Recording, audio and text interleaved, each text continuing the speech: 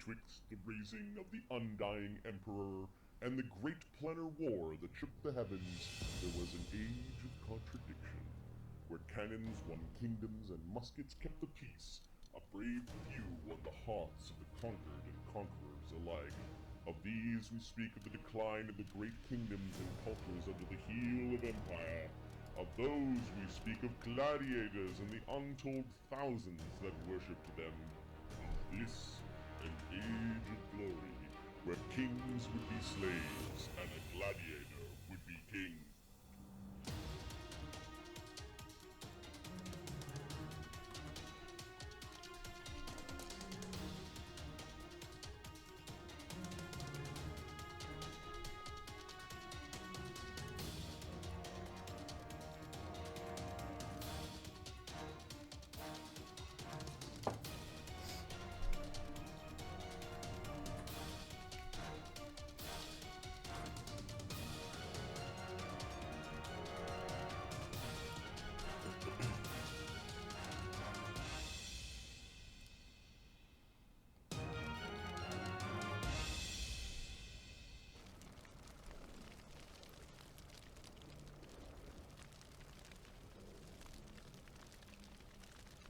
Greetings and welcome to Die Drug and Die Presents the Dread and Circus Campaign Season 4, Episode 19. I'm your dim and host, Marty, joined by Adam, Mark, and Ahmed, all the way from Egypt. How is everyone doing tonight? Hot mics in 3, 2, 1. Hot mics. Hello. Hello. Hello, everyone. I have to go get my dog that's barking her head off. Help me, please. It's hot. Ahmed is feeling hot, hot, hot. Please, hot. Hot, hot, hot. How warm is it, Ahmed? I feel like this is the beginning of a joke. Walking around, I'm like, endure elements, endure elements, endure elements. Nice. So I've seen you guys last on Thursday night. What new since then? Vet Bill. Yeah. Much Vet Bill. Doggo's okay. Doggo's. It was a clean bill of health. No work needed. Here's some vaccine updates, and here's the flea and tick, and here's the heartworm, and then here's the bill. $400 kind of thing, or $400? More than that per dog. Per dog. Per dog? Per dog! Is this an annual thing? An annual thing. Yep. Annual thing. Yeah. Okay. What the hell? Did they get X-rays? Jesus. I can give you a once over with your dog. Just give you like 20 bucks. Once over. Yep. Looks good. I do that. Yep. Well, Adam, you see, it's $1.50 a knuckle, and I use 2 fingers. So. Oh, you guys are gross. No, it was one of those like. Yelp? That's a healthy Yelp. So yeah, my bank account. It's been an expensive week. Between air conditioning Hello, and vaccinating the dogs. Cool. Between air conditioning, vaccinating the dogs, and we we were talking about food a little bit earlier. I actually put together like how much I spend on meat. I spend over $200 in meat a week. That's before the other food. Well, you consume a lot of calories doing what you're doing. So Yeah. It's Training for your strongman competition, which is farmer style, apparently. This is a farmer one. I'm banging a horseshoe, baby. I'm pushing a vehicle. I'm pulling a vehicle. Like, it's a tractor. They were self-conscious about how farmer it sounded and called it a vehicle. They knew. The non-country people might not show up. Yep. Yeah, it's okay. gonna be fun. We joke because we love Adam. And you're like, so what? Nope. Yeah. That's awesome. You've become a city folk. For sure. Especially when yes. so I was talking to my mom, and I was basically the most retarded thing happened. There was a competition in Saskatchewan that I'm thinking about going into. I need to qualify, blah, blah, blah, blah, blah, a whole bunch of nonsense. What town's it in? and then I said, I think it's in Belleville or Perry Sound, and those aren't places in Saskatchewan. That's how I am now Ontario, where I started naming like, where's that place? Oh, it's north and east a little bit. That must be Perry Sound. Like it's that's fucking Port Perry. Like all the locations are just distance relative to me. It's like Dimension Door. It's that way in 400 meters. Yeah, you've been sucked into the great hole that is the 5 million people living in the GTA area, the Greater Toronto area. You're like, Northern Ontario is Sudbury. Exactly, which is south of all of Saskatchewan. Right. Yes. The whole thing. It's actually further south than Seattle. I live further north in Seattle than Sudbury, which is weird. Right. In my mind, But it's like I'm going north because Canada is north from here, but yeah. Yep. Borders and geography and the earth is round. Fuck you, flat earthers. I'm sorry, this is not supposed to be a political channel. No politics. But there is That's not one thing politics. that just makes Marty's like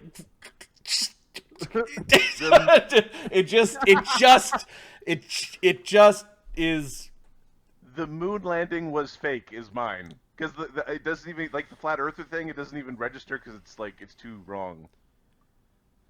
Widespread willful ignorance just makes me really angry.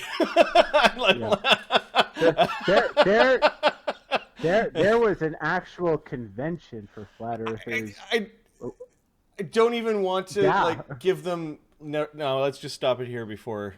That is my personal opinion. A guy at work was so fascinated by the very concept. He did a lot of research into flat Earth and came to work and told us what they believe. That's the problem. Internet research is not research. If you've been part of like a university culture where you actually gather empirical evidence or look at peer-reviewed papers and try to find holes in them and then peer review your research, doing internet research is not research. It's just reading. Okay. But the his bullshit that's out there. What they believe. Clearly, he's not going to find empirical data that's supporting their evidence, right? It is the death of scientific thought, and that is a very dangerous world I don't want to live in. Like, so there is a theory. I got news for you, buddy. We're already there. It's funny to me, but it's far more reasonable because it does fit a fact pattern. It's just wrong. It's called expanding Earth theory, and there's some interesting stuff on that. It's trying to explain tectonic action through the fact that the Earth is just expanding, and it's like the tectonic plate. All the things move because the Earth is expanded. It's continuously expanding. It's just like. But just because a concept in science is that there's not ever 100% certainty about anything. Yeah. Well, it's all observation.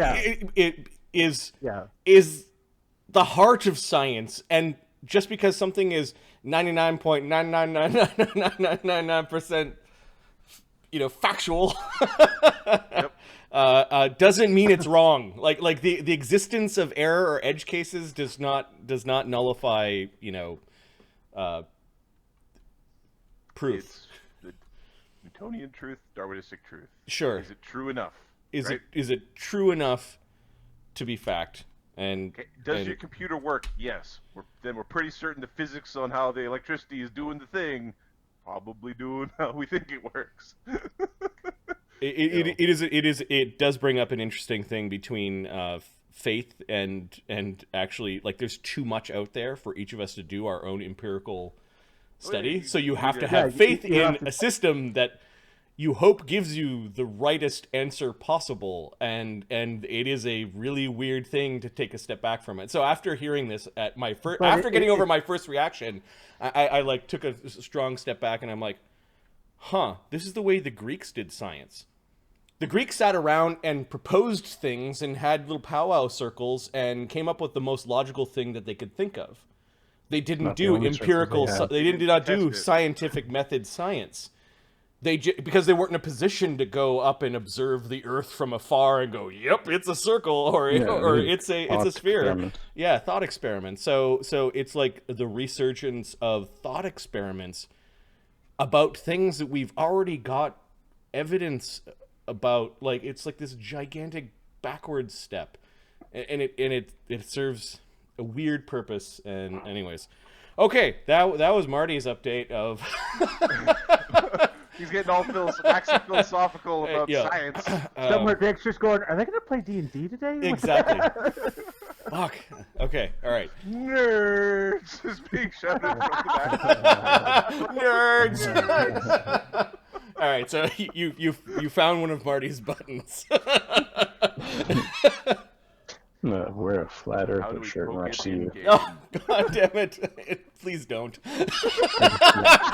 Because then we'd have to talk about it, give it more weight, you know, like, this is as much weight as I ever want to give it. Please don't comment or send me any emails. I don't care. Before we let the mask slip. Right.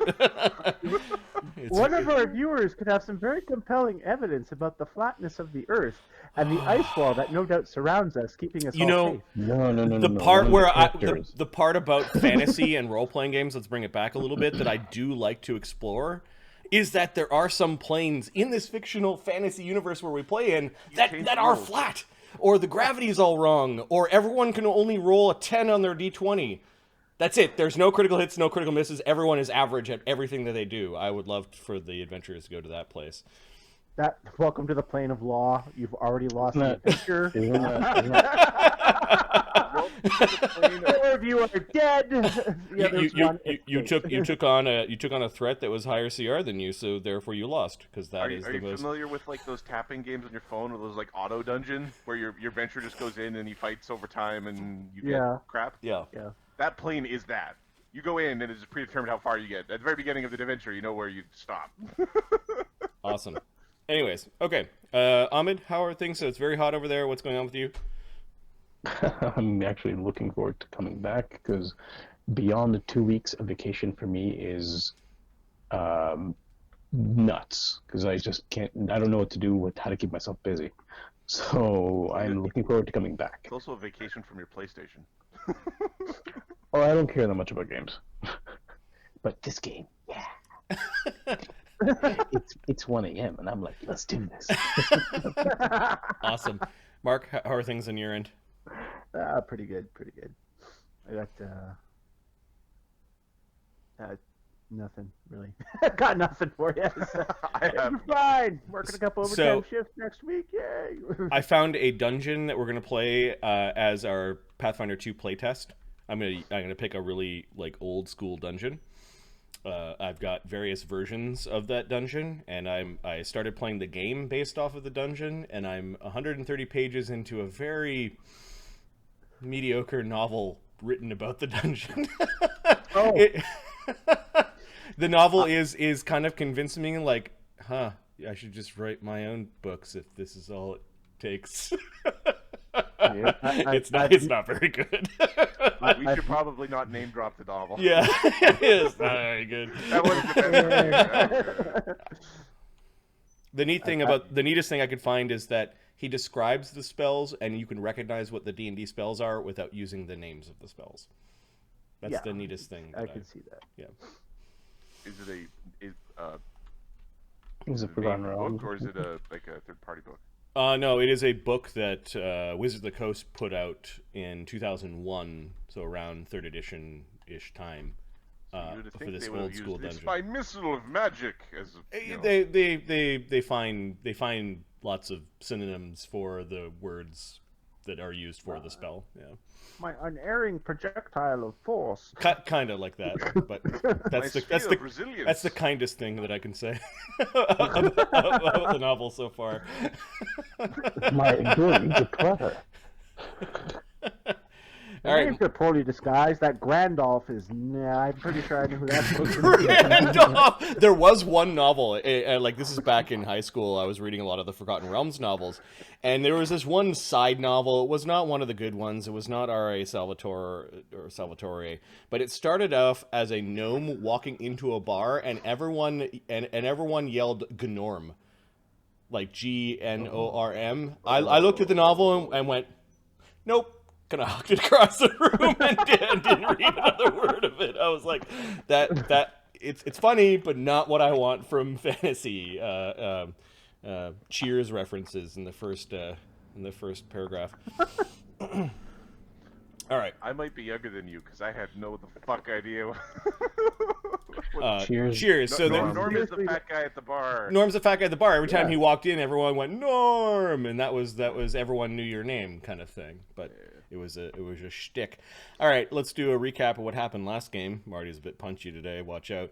4:18. We are thieves. Zira, Zeta, and her band reunite with Grizak at Terrazline.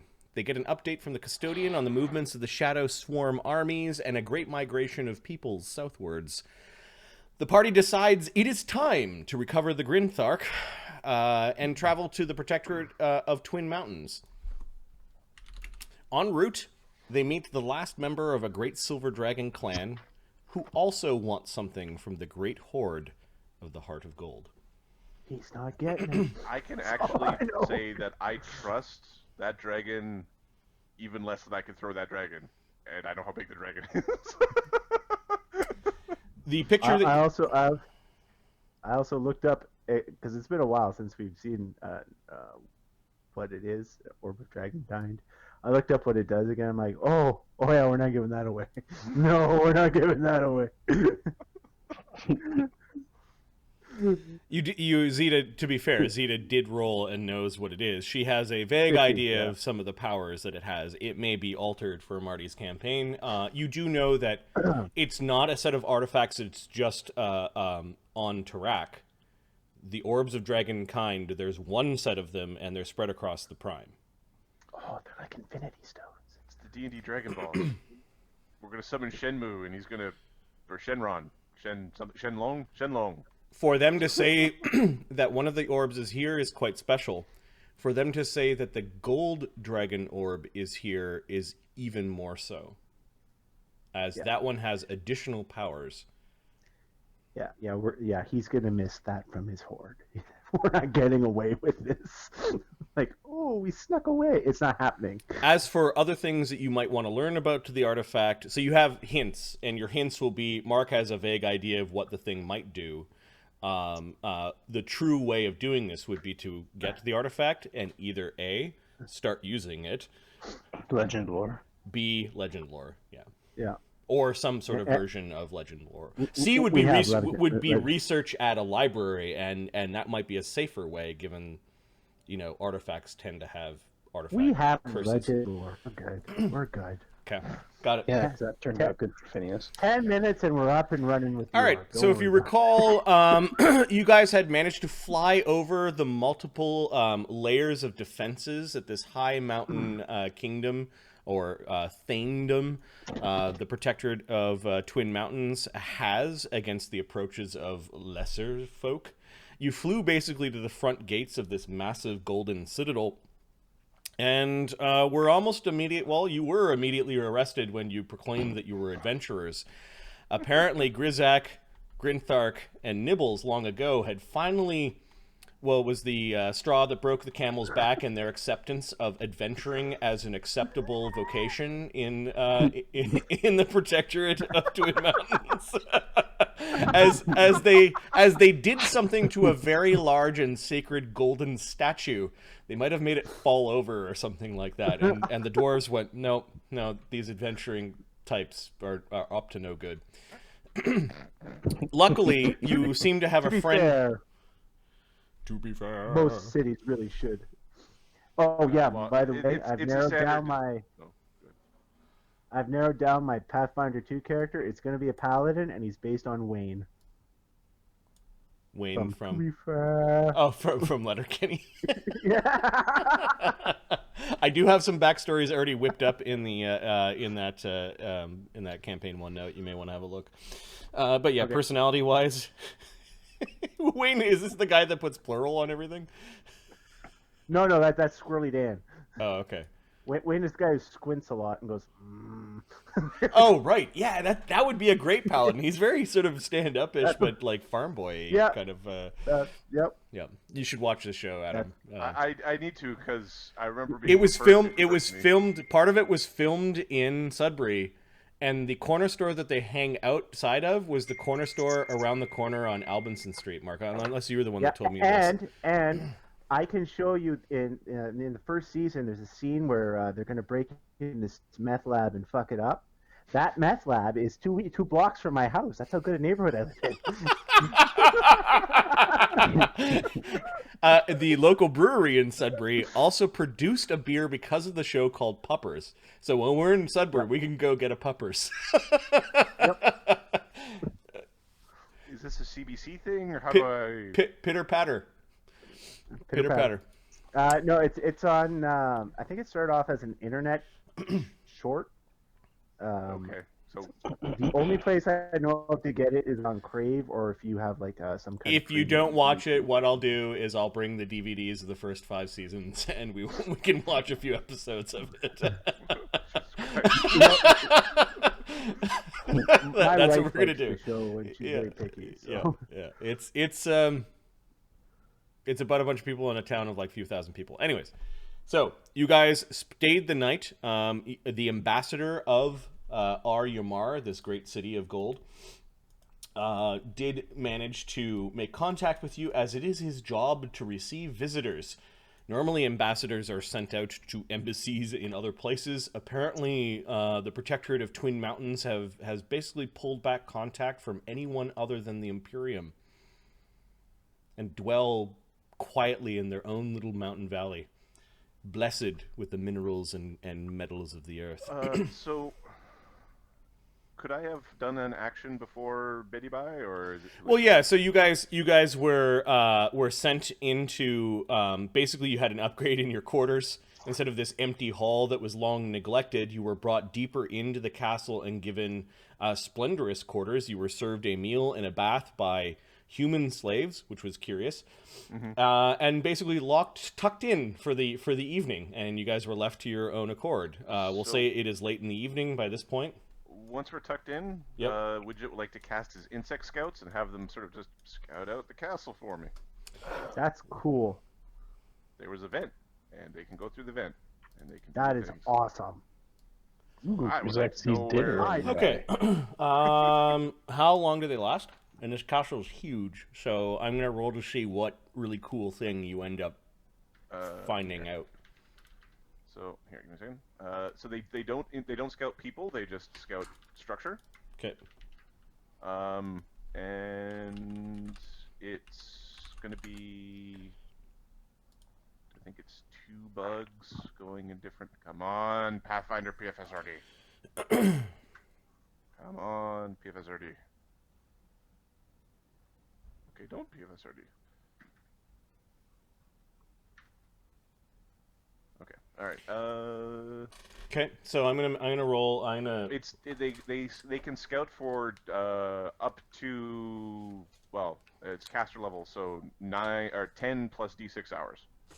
Okay, I'm gonna write down important things. And they can travel 1 mile per caster level. That's a significant scouting. And they have a fly speed of 20, perfect maneuverability. They're pretty heighty, and So is cool it stuff. like a swarm that travels all in one, or is it they all nope, separate? They all separate and go different directions. Oh, that's crazy. So they investigate a single location or building. Yeah, castle? the thing is, this is more like a fortress city, so I'm gonna just to quickly divide up the fortress city into zones and figure out where your insects kind of randomly plinko board into. That is interesting. I could do this again tomorrow. Basically, in the evenings, this will be the. That is an awesome spell. Yeah. That's pretty cool. What's it called? It's called Insect Scouts. That's awesome. See, originally I was using it to scout. The idea was to scout out the creations for, like to scout out the gladiatory arena to see what they have for battlements and stuff being built. That was the purpose of it. Also, a good use for it. So they can go into different directions. So this summon spells 1 or more vermin to investigate a single location or building you can see. So it's this building. Okay. This Right, building or is just gargantuan, and they're gonna go kind of. Right. It's really big, and Okay, so what give it me a does is it give gives me a D4. You send your insects through the vent. You're like, wait a second. You had like nailed the vent back in, and you're like, Renee, can you pry that off? And Renee kind of pulls the nails back out, and you send your insects. They're fine, so they could probably squish through the vent. But yeah. All right. 4. Or some fine insects. Okay, so you find. How long does it take for them to come back? So they take 3 hours to do their scouting, and it takes them as long as it takes to return. Right, based off of they have a 20-foot move speed, and they can travel up to a mile per cast level. Okay, so you do this late at night. So Widget, you had already started like napping when like this weird cricket, this shadowy cricket thing. It's kind of like moth-winged cricket, kind of lands on your chest. You had created 2 insects. Yep. You ended up only getting 1 back. Yep. Yeah. As long as 1 gets back, they say you get like it's 1. Okay. It sort of climbs up onto your forehead and sticks its weird head on top of yours, sort of in the third eye area, and you begin to see what it sees. This place is a tangled maze of castle works, fortified dwellings built into the side of the mountain, and it goes deep. You get a mental map of the area around where you're being kept, and you get the sense that there are quite a few other ambassador or visitor quarters that are in your vicinity. The place is made for defense. Like every hallway ends either in a thick door or a portcullis. There are guard stations near each portcullis, or switches, not all of which your insects found. But you get a sense that this place could go on some severe lockdown where it would take a long time to move through, or you'd need teleport or dimension door magics. Mm-hmm. Yeah. The insect tells you that some of the areas do have the vents trapped, and one of the insects found one of the traps, and that's why it didn't come back. And the thing of interest that it describes that is nearby is that further down from where you are, there's a big hall filled with little gold idols, probably about 100 of them. So my internet's kind of acting whiny. Several floors down from you, there is a large hall where there are hundreds of little gold idols. Some of them small, some of them big, all of different things. Like they crawled around them. You get the sense that they are artwork. Okay. It scouted that room. That room seemed to have the purpose you're not sure. It's like part gallery, part sitting area, lots of tables and chairs. It seemed important. It seemed to be a large. We found a larger room, and there were all these like shiny things in there. Cool. So you have a mental map of the floor that you're on, and the way down to the hall of the many golden statues. Not all of them are gold, but they all have sort of gold in them. That green color. The green color. Grizek. They did know that the doors leading into that place were opening and shutting. Okay. And when they were shut, it was hard to get through that way. They had to climb through the vents. Yeah. That's what they get for having vents. They like. And the way that you came in, you're kind of guessing that room is very close to, but not like right next to, the main doors in. Like there's a way into the castle, and then there's this little hall with a bunch of gold statues. That seems to be the thing that stuck out from this night's investigations. Okay. Widget is going to use a silent image spell to describe this to the group. Okay. basically try to recreate the map for everyone to see, sort of the general locations of things. Yeah, and Widget figures he's got many spells of exploring to do to explore this city. It's going to take a while. And yeah, there's something special down there. Also, when they come back, I have re-rolls on a couple of skill checks related to the structure, but I think that bonus, like, we're just sleeping. I'm not fighting. So. Yeah. You hope that the place doesn't, like, you shouldn't put this place on lockdown. You know, this is going that teleport's going to stay prepared. I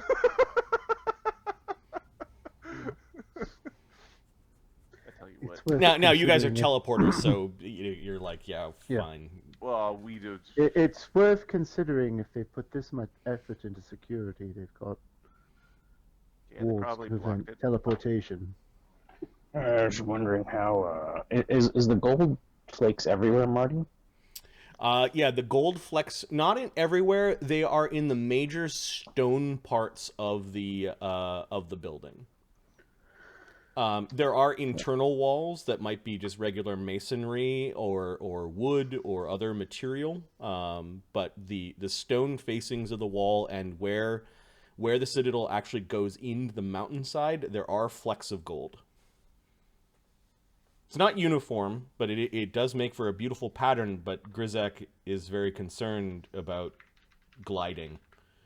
You might end up harming yourself or end up glittering yourself.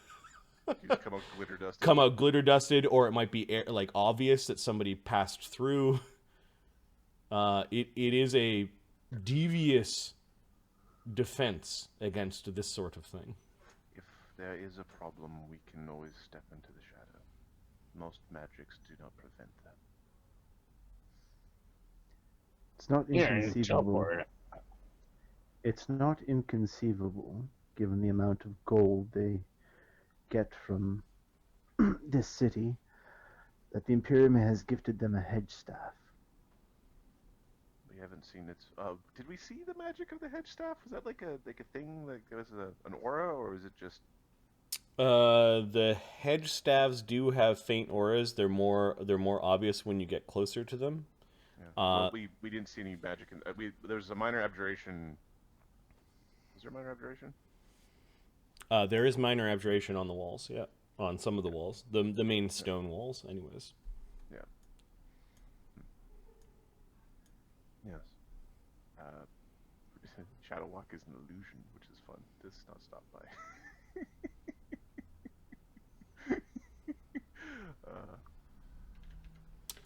All right, so you spend the night, you eat the food, take the baths, and sleep on the beds?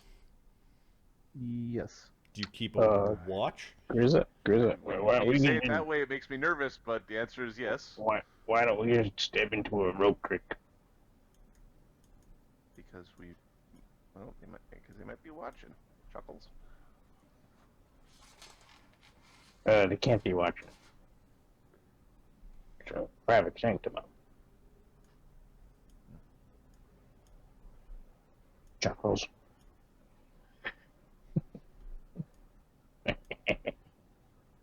Okay, are there any further nightly precautions taken, or are you... Grizek will cast Wild Instinct. Basically gives him no perception. Grizek sleeps with his eyes open, basically. It's really disconcerting. Everything about that dwarf is disconcerting. There's no concerning thing about the dwarf. Yep. Okay. I don't think there's anything that's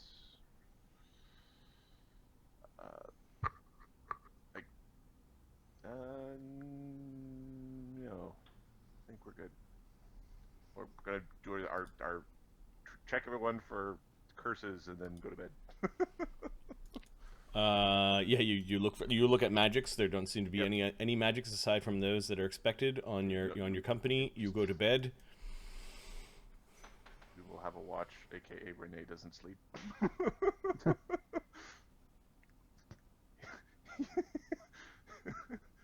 Marty, I assume that when he has the face covering down on his helm, he can't make his bite attack. You'd have to use an action to raise it if you want to bite something.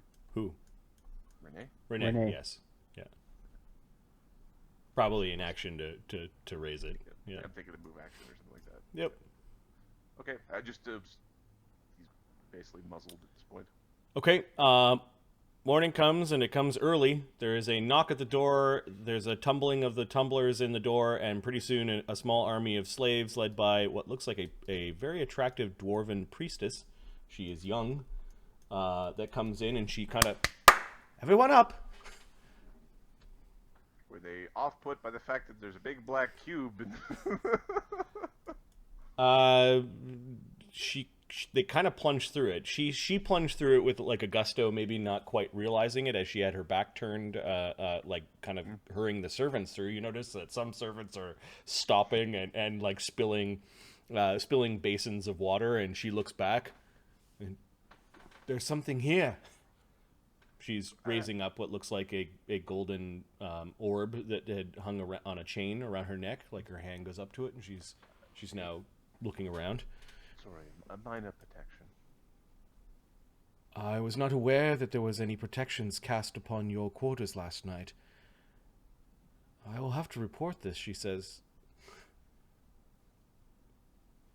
She looks surprised and there's like weird sort of like she doesn't want to have to report it.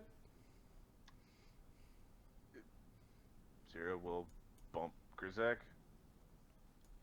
Is Grizak still in 1,000 faces form? Like, is he the form? No, he's Grizak. Oh, okay. Place the basins of water there. Empty the bathtubs. Change the linens. It appears that you're all invited to breakfast. Ooh. Quite Well, young. I'm famished. They speak in Common or they speak in Dwarvish? She's speaking in Dwarvish, but if you speak back to her in Imperial, she changes her language. So we're invited to breakfast.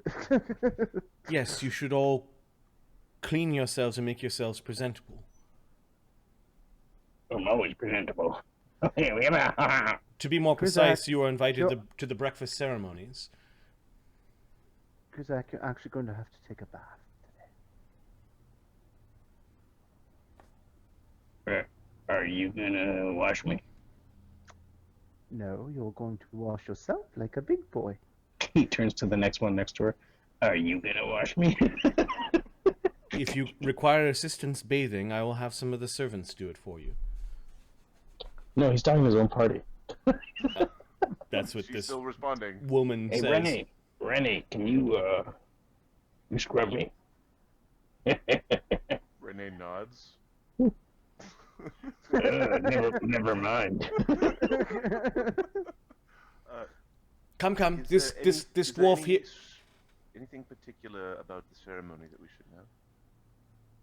I'm honestly not sure what is on today's ceremonies docket. The Master of Ceremonies will lead us through what is written, so it shall be. She busies herself. Very well. Zira You is almost- just like the death of creativity.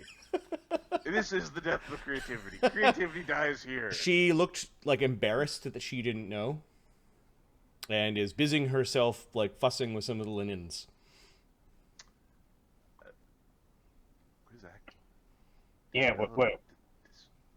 Oh, yeah, sure. dispel the protection. Snaps his finger. Dispels it. Some servants walk up. May I help you into the tub, sir?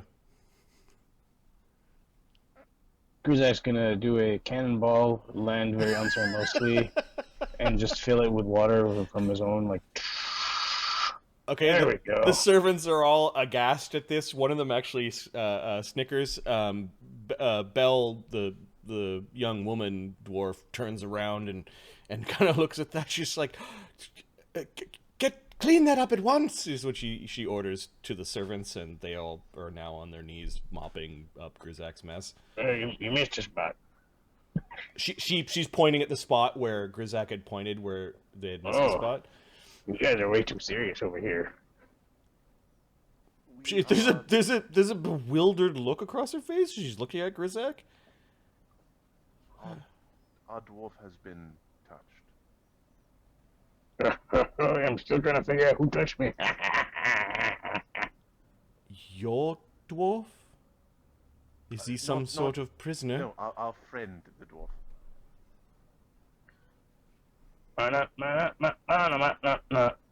So she turns to Cade. So you're the lord of this company, then? No, we were all traveling together. She blinks, like she doesn't quite understand what you're saying. He points to Zira. This is Zira. She's the one that makes the commands for important things. Kind of gliding into the room, looking kind of cheery, is Wyax. That is because they are an elvish retinue, my dear. Oh, Ambassador Wyax, good morning to you. Yes, it is a good morning, or it shall be. As it is written, so it shall be. Holy shit, that sounds ominous.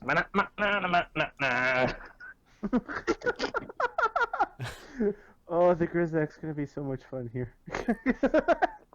Not for the characters, but for the players.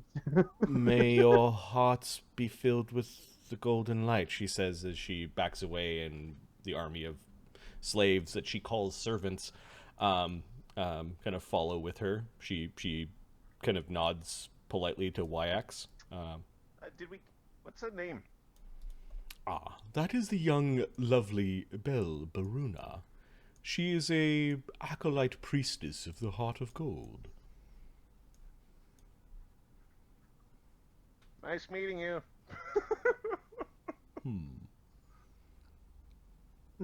While she is low in station, her beauty has turned more than a few beards in her direction. Wasn't really thinking with my beard, but we could just move along. He nods, like, very well. I have arranged that we shall go and attend the breaking of the fast ceremonies. Yes. I take it these ceremonies are structured and time-consuming? Oh, they are most tedious, and ever so time-consuming. What would we all do with our time?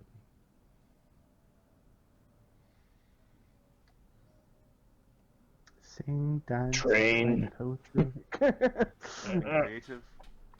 Fly like a bird upside down and blow something up. Yeah. He says no more about this, but he seems to be in a good mood. We are about to just smear the doo-doo all over their morning. While he's there, Grizak's like, I really don't trust that guy. Grizak. Yeah. He doesn't move his head, but like the draconic eyes kind of like move around and looks towards Grizak. He sticks his face underneath the water and bubbles comes out. Now you figure out if those bubbles came from my face or from my butt. So that's how seriously you can take him. Delightful. That's not a word commonly associated with the Grizak. Hey, Mr. Ambassador, Frax, was it? Wyax? Wyax. Vorashi. Sorry. What's the likelihood that Grizak's gonna get us all locked in the slammer, or heads lopped off, or digging gold in some slave mine?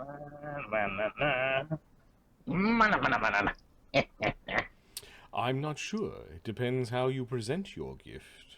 It depends how it is received. I'm sure it will be the highlight of the custodian Thane's day. Well, we'll certainly leave fashion, that's for sure. Yes. Will all 7 of you be attending the morning breakfast ceremonies? Maybe. maybe furry shouldn't show up. You know what I mean?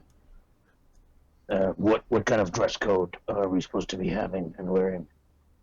It would be rather rude for the dwarves not to show up. It would be very suspicious. Oh, you guys got dwarves here? I haven't seen those in a long time. There's a puzzled look that passes his face, and he looks at, like, the others with a question. He refers as to I was races saying, by the wrong race all the time. Splendid. I apparently am a goblin. Oh, he's been touched by the gods. interesting. Less, as one could say, but his mind is scrambled. Some would say struck in the head many times with a stick. I would rather, given your reputation, the Grizzak, introduce you at the same time that Zita here presents her gift. Otherwise, you would surely be arrested and thrown into some deep, dark, and very metallic mine. You promise? It can be arranged, my dear. We're always in need of good workers. Especially those that can turn, especially those that could turn into elementals. She looks at the Grizzak. Well, perhaps not yet. Hey, Alright. you need me to blow something up? We'll follow your suggestions. Hold on! Blah, blah, blah, blah, comes out of the water. I would refrain from using fiery magics. Particular reason? It makes us all very nervous. You guys use a lot of gunpowder here? There is some. Kate's thinking, Ooh. Is Because the fortress built into the mountain? It's built into the mountain, yeah. The smoke has nowhere to escape, that's why. Oh, it is not the smoke that we are worried about. Gunpowder. Well, Fire. alright, so Not good. Fireballs it is! Okay, good.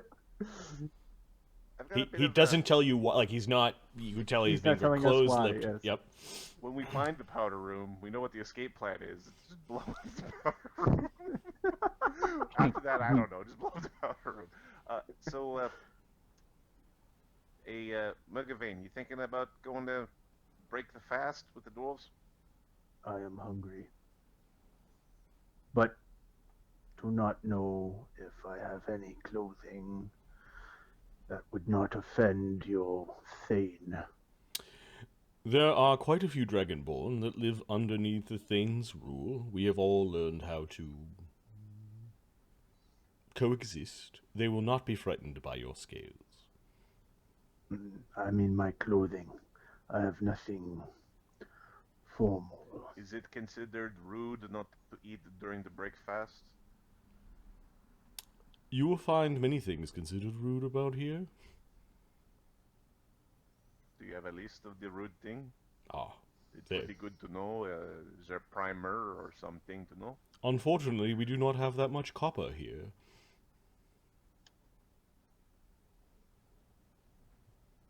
You've seen them use like sheets of copper to Engraved like, copper, to like scratch things into. It's almost like he's expecting you to be rude. Well, you know he is. He's expecting this is going to be. I have a feeling. I have a feeling he's expecting us to be rude and looking forward to it.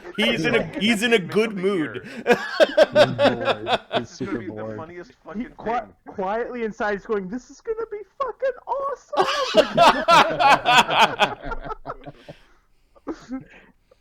If it would make you more comfortable, Murgovane, I can fetch you a fine embroidered cloak or robe to wear. I would very much appreciate that. I will be abstaining from breakfast. Okay. I will meditate. You, go and fetch robes for the lot of them. Embroidered ones with the bluish tinge. The servants were out in the hallway and somebody goes running off.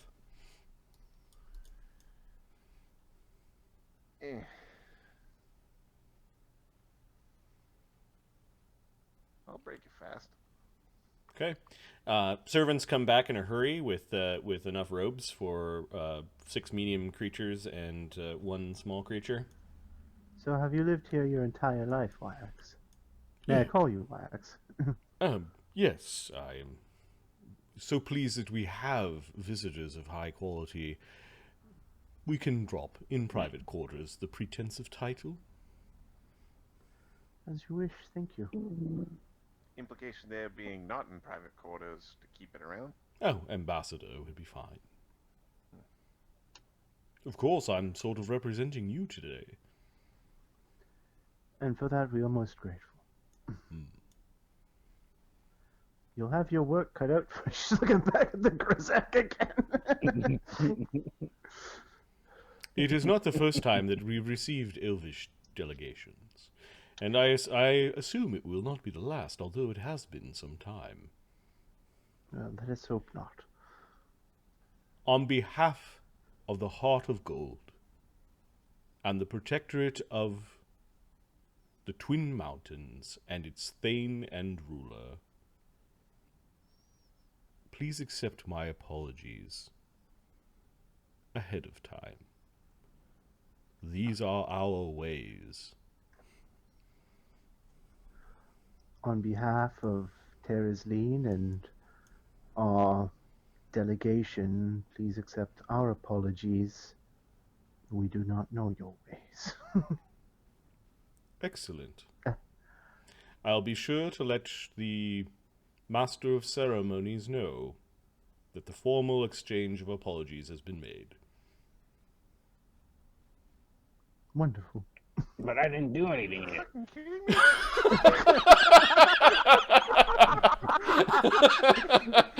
Cade's nodding to this. This is going to be great.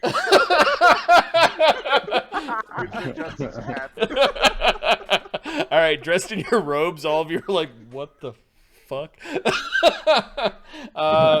Wyax leads you down to a great domed building where, after kind of going down some splendorous steps, this is deep in the center of the city, you get the sense that from the carvings on each of the doors, each of these halls represents a season. And the hall doors towards the autumn season are open. It appears that there's some assembly already in progress, and I'm going to copy pasta your tokens to a new map called the Hall of Autumn. Dates with these people must be fucking hilarious. Yes, courtship must be... Well, I'd be surprised if there is any, if it's not simply all arranged marriage. The Hall of Autumn is a great stone room that is held aloft by a series of pillars. There is a grand stair that leads up to a gigantic throne upon which 2 dwarves sit, a man and a woman. The hall is filled with dwarves. All these dwarves are standing sort of at attention and watching a ceremony progress. There are some strange stone guardians that look like they're animate statues flanking the back of the throne. In front of all these people that are sitting at the top of this grand room, they're sitting at little tables. So let me draw some tables. There are long tables that they're sitting at. I just saw Doja Brandt. That's quite the token. You do recognize somebody in here. Belle Baruna seems to be fussing about, as there's a bird cage for some reason. Actually, 2 of them in the room that are covered with blankets or others. There are splendorous dragonborn guard wearing golden gleaming weapons and armor that are flanking the stairwells, as well as some stranger double-barrel shotgun-wielding dwarven warriors that are sort of overlooking this assemblage of what look like dwarven lords and ladies. You sort of like arrive here. Wyax just sort of like puts a clawed hand up, saying to wait for a moment. You did notice an owl quietly watching outside. You recognize the owl. YX passes by the owl without regarding it, but you know it's the same owl that you met at the butte. This guard with this strange, elegantly designed, etched, double-barrel shotgun thing just kind of gives you a look and then looks back at the ceremony. As it looks like the breaking of the fast ceremony is already underway, and there's this very, we'll call him yelly dwarf that is leading this ceremony. Everyone else in the room looks pretty bored, though. He is not bored and quite agitated. Ooh, we're allowed to look bored. Yes. And so, on the 5th day of the Feast of Yalsatir, begin as the hawk gazes upon the day. And you don't realize that there's some dwarvish servant that reveals inside the cage a hawk, and it's just sitting there. And the songbird sings. and Bel Baruna pulls back the blanket, revealing a songbird. The songbird's just sitting there. I said the songbird sings! And he might be crippled in some way, because he kind of walks on 2 crutches, and he's like constantly in this state of being bent over, and he's freaking out that the songbird isn't singing, and he walks up to the cage and sticks one of his crutches through, and is now, and the songbird sings! And he's poking at the songbird. The songbird lets out a yelp, and he pulls back his crutch, and he gives a nod and waddles back towards the book. Murgovain's growling at that display. He seems to be reading from a book that is larger than a dwarf, tall and wide. I said sing, you damn bird! There you go. And it sings! Renee's going to kind of put his hand on Murgovain's sort of forearm and just give him a little head shake. Okay, the custodian Thane is sitting there in this splendorous suit of armor with his grand hat made from big iron bird headdress. He looks bored and it is actually sort of like dozing off, like you catch him sort of like kind of catching himself asleep. There is a beautiful dwarven woman that has got all sorts of braids of gold in her hair and a wondrous diadem, and you notice that her gaze has lingered over not quite a Dudrabont, but there is a dwarf with great braids in his beard that sort of like kind of waved to her a little bit. Oh, we're shaving beards and shaving heads on our way out. The man to the great dwarven beard's side has literal horns growing out of his head, and weird inverse incisors, almost like tusks. He is in terrible looking armor that looks like it is made to inspire fear. There is a man that is spinning a coin absent-mindedly with a strange sort of modern hat. There is a very fretful-looking dragonborn that is sitting at the seat, sort of like fidgeting with like a fork, sort of trying to arrange his fork and spoon. It looks like there's nothing served yet on his plate, and he looks terribly frightful. They're shouting in Dwarvish, right? Yes. Okay. There's a man that has his own almost like fancy hat. You don't know why he's special. And then there's a very rippling, strong-looking dwarf to his right. Sorry, is that a human man or no? They're all dwarves and dragonborn. There's an empty seat. It looks like there's a place set, but nobody is sitting at it. Beside the horned man. And the guards that are along the steps are definitely like shiny scaled dragonborn in shiny armor with more classic weapons, not a firearm to be seen amongst them. You're guessing that their weapons are magical, or at least all masterwork. And then there's an assembly of very rich looking and bored looking dwarves that are standing and waiting for the ceremony to continue. Before we begin our fast! What's that? I have to go pick up my wife, unfortunately. I'll be back in like 25 minutes. Damn it. I know. You suck. Adam can take over the diplomacy.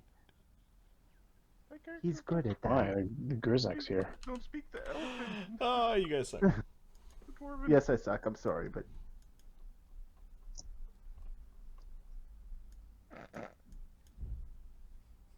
Going to push pause. I think. We can put pause. Yeah. Because I think how Zed reacts to some of this is really important. Because then it's very much like I don't have the skills to even pretend like I could be doing it. Although I do have this, like or I can roll a diplomacy check, but Yep. Yep. We're shaving beards, is what they said. we're shaving beards. We're shaving beards on the way out, boys. Is what Mark said. No. I think legitimately what we're doing is poisoning or giving a disease to the old crazy man, because that way breakfast will be faster.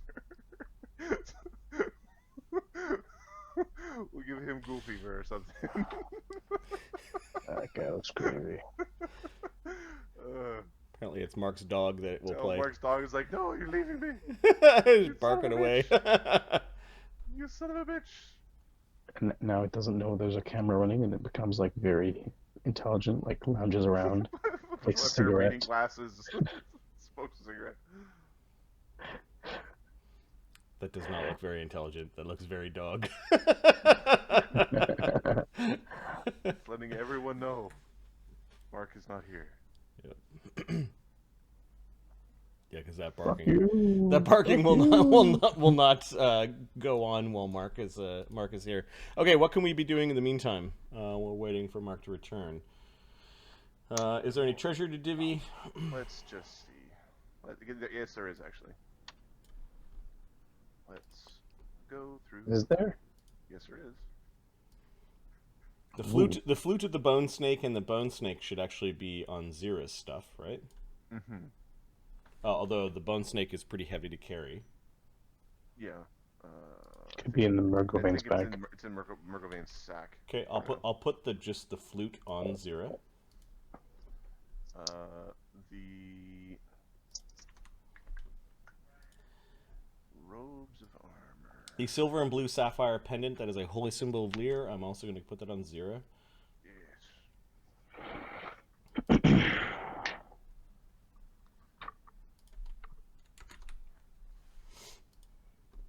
Cloak of Shadows.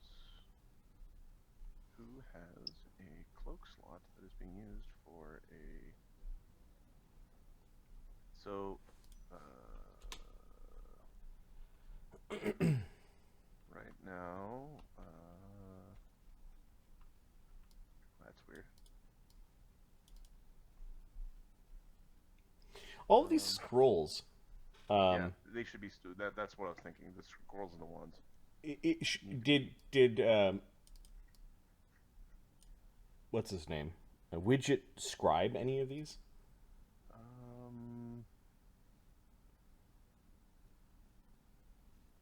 I took telepathic bond as a spell at 5th circle, but if I would have checked for the scroll, I would have actually scribbled that down and Okay. took a different one. Did you spend your 40 hours or whatever it was of? No. Okay. All right, so I'm gonna erase that. Yep. You do need to give me a spellcraft check to learn it though. Okay. I believe it is 10 plus spell level. Let me check. I roll a 16 and I add 30 or whatever. Yeah. Or add 20 something. I get 30 something. Sorry. Okay. All right. So, and then let me just before I start going nuts, I'm going to check to see. Sorcerer Wizard.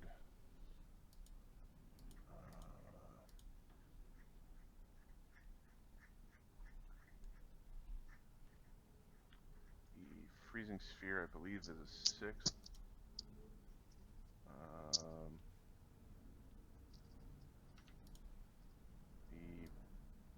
Well, yeah, we can actually tell by the so. It's 15 plus spell level, so it would be DC 20. Oh, let's get this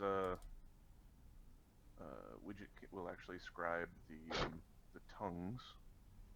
Okay, I'll erase that. Book. And it looks like DC 18, so don't roll 1. Okay. Wait, you said plus 20 is your spellcraft check? I have a plus 17. Okay. So you can't fail? It can't fail. The next is Disintegrate is a 6th. I don't have 6 circle spells. A Blade of Barrier is 3rd? Is it a wizard spell? Indeed it is. Okay, I'll take that one. I don't know what it does. Target gets 1 hour per level until discharged. They get plus 2 armor bonus to AC. Additionally, first 5 points of lethal damage the target takes from each attack are converted to non-lethal. Against that already non-lethal, the target gains DR 5 nothing. This spell has once the spell is converted 5 points of non-lethal points of damage per caster level, maximum 50, it is discharged. So it's kind of like a weird bubble barrier around you. It's a weird combat spell. So yeah, the Blade of Barrier. I'll take Vermin Shape. Vermin Shape 2. Turn into bugs. Given that you already have a bug spell, you got a theme going. Level 4 wizard spell. Okay. Small, medium vermin. Oh, Vermin Shape 2 are tiny or large vermin. Oh, tiny bug. With a ton of abilities. Yes. No, that it's a Wizard 5 spell. Oh, sorry. It's a 4th circle druid spell. Yeah, I was looking at the first level one. So Wizard 5, you're 5th level? I have 5th. Yep. So I'll roll. Yeah, this is DC 20. Made it. Made it. Okay. So here. Vermin Shape 2, done.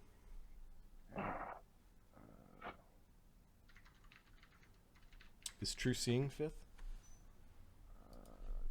True Seeing is 5th.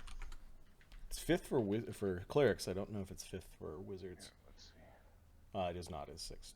It's a 6th? Yeah, no True Seeing. Although we should probably put that on a caster to,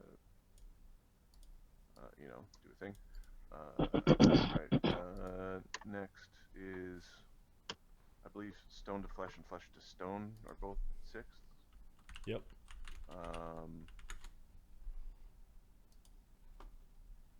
Major Curse looks like a 7th. It's a 6th, 5th level cleric.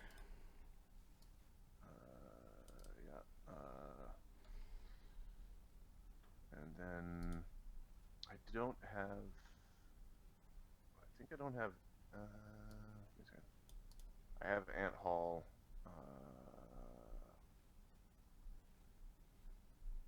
I'm an idiot. So scribble off that identify scroll because I'm an idiot. Like, oh shit, I should know this. Why is it so late in your spellbook, widget?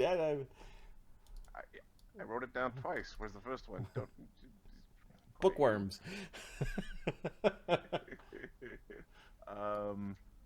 Blur is actually really useful against rogues because it just like negates sneak attack. So erase that one. Yep. All right. And you're spending the ink for all this? Yeah, I'm writing down the list. I've got 4K of ink that they gave me that we have to subtract all this from, and they'll do the Nice. color. Okay. Right. I think that's the. Yeah, the rest are pretty. Look pretty beefy. Except for the protection from chaos, which. I think gives you access to all the protection from spells. Do you have to learn them individually? Oh, actually, you do have to learn them. You learn them individually. Yeah. So it would be, you know what? For 10 gold pieces of ink, we'll put protection from chaos in the book. Okay. So it's 1 page. And you know what? I have a feeling that my god might be a chaos god. I'm arcane. Yes. And see on my deity, it still says macabre. But on my magic type, it says shadow. There's a lot of confusion going on around who worships what and where now. He Yeah. thought he was getting into like a magic thing, and it's seeming to have taken. He's got an idol. He was talking to people, and they're just like people. We should talk. And they talk back. I mean, um, This greater invis one should probably go to someone. yes. It should. No, Who can't cast invisibility? Well, it's a Kate sorcerer wizard can't. spell, so it It's a potion. Grizak can't. Oh, no, Grizak can. there's a wand we're talking about, but a potion. There's a wand, and then I think Oh, you're looking up at the wands. Yeah. what spells does Blood Rager get? Because it's a wand. It is not a Blood Rager spell. Okay, that was the. Blood Rager does get some cool ones, so I better keep in mind that because I have Blood Rager as a. Let me double check because I don't know if Blood Rager is a listing. No, I'm not seeing it. No, they don't have any invisibility spells. Okay. It should go on someone. It can go on. Zeta doesn't make too much sense because she has that and she's a sorceress. Yep. Does Grizak have that spell? Does Grizak have greater invis? Let me check. Because I do keep forgetting that he is a sorcerer as well.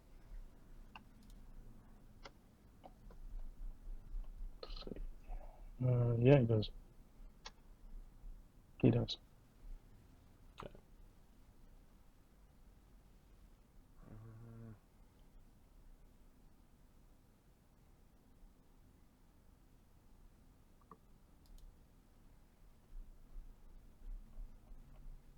What's Renee's use magic device? Pretty good. Can he make 20s?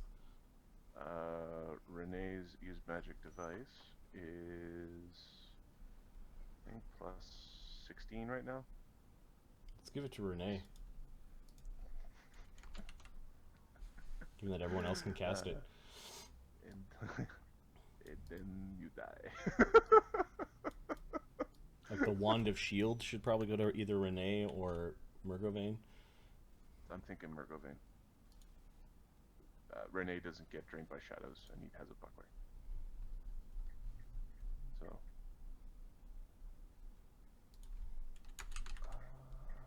I think. Ooh, wait a sec. I lied. I lied like a rug. Oh, sorry. Shit. No, I didn't. I was getting confused. Rock to mud and mud to rock is a fifth. So, does Widget want pass wall? Or does he want waves of fatigue? Both are good. I imagine Mark is coming back, given the dog is now excited again. now excited again. Yep, I've made my sense motive dog. It's now going to the door or sitting down because it's not supposed to be up barking. It's now going to be behaved. It was never bad, didn't you know? No. I was never bad. I never did the thing I wasn't supposed to do. If you didn't see it, it didn't happen. Or it could be a car. Yeah. Hey, dog. Can you hear us?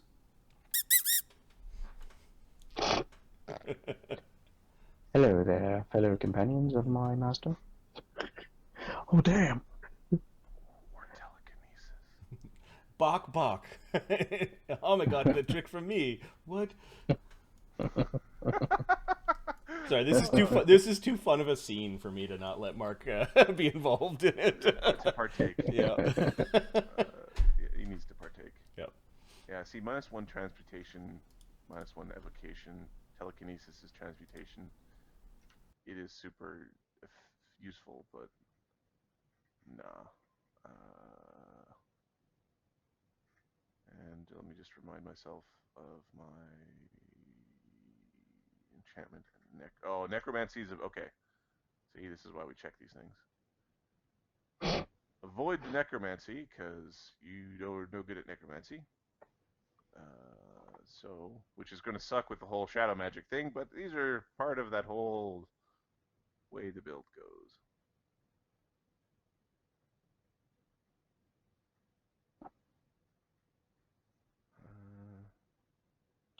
What can we do with 2 spent wands?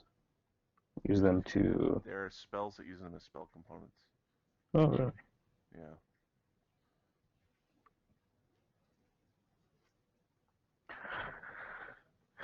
Okay, I'm gonna put Cure Serious Wound on Cade. Potion, because I don't think he has one.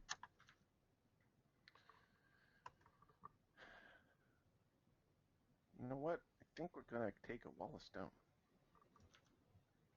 Wall of Stone's very useful.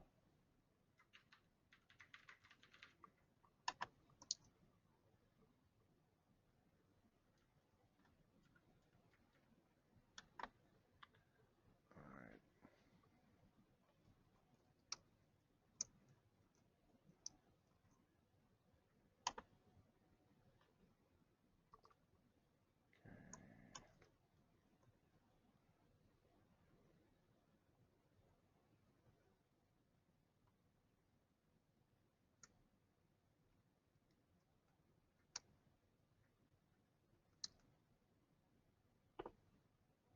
Okay, 140, 90, 160, 250.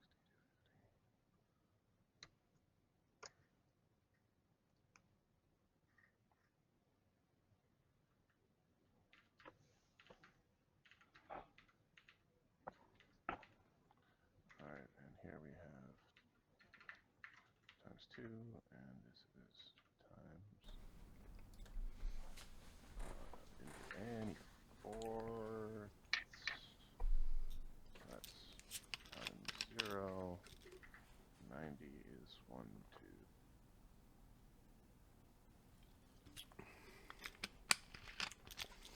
2. So Widget's really come into his own. Yes. Yeah. And yeah. 1, 2. I'm an idiot.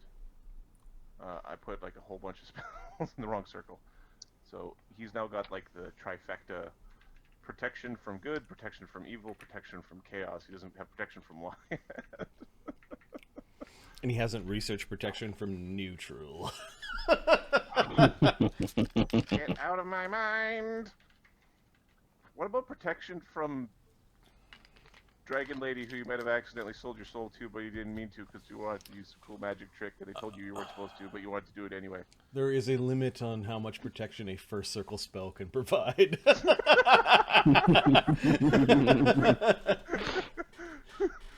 No.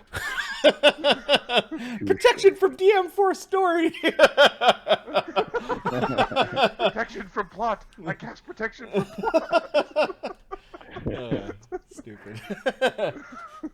Alright, and 1, 2, 3, 4 thirds. Alright. Equals.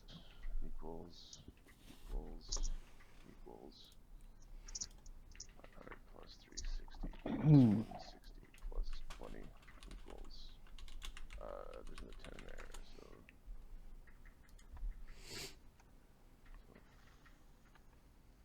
1,000 minus 375. Can anyone other than Grizak do Endure Elements? What? Can anyone other than Grizak do Endure Elements?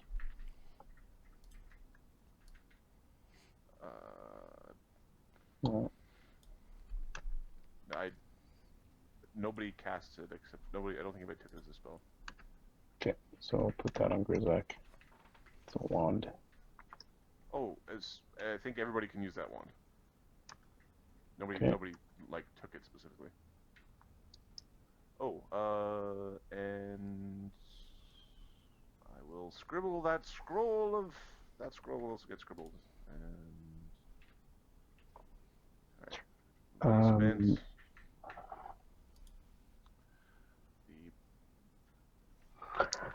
Does anyone have a lot of squirrels? Because there's a bone squirrel tube that we could use. Yeah, we can. Lost in New York, thanks for the follow. Welcome to the channel. Let us know if you have any questions once you're able to chat.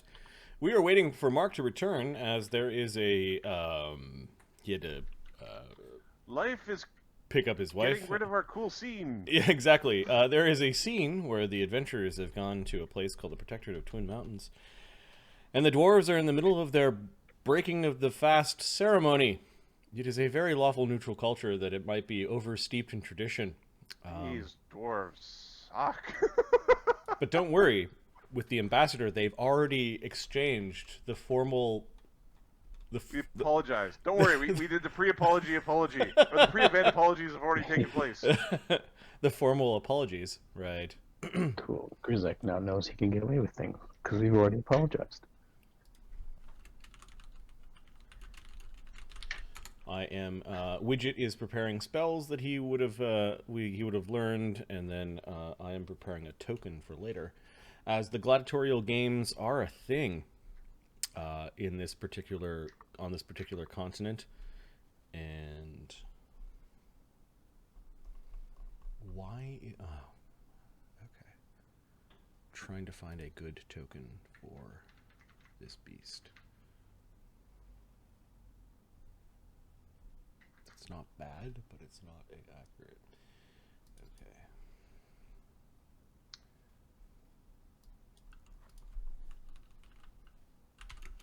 One of these things is not like the other. One of these things just doesn't belong.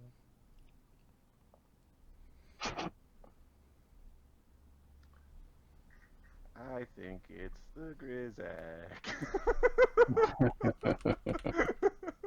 Well, Grizek sees an empty chair up in the front. He might just teleport and sit there.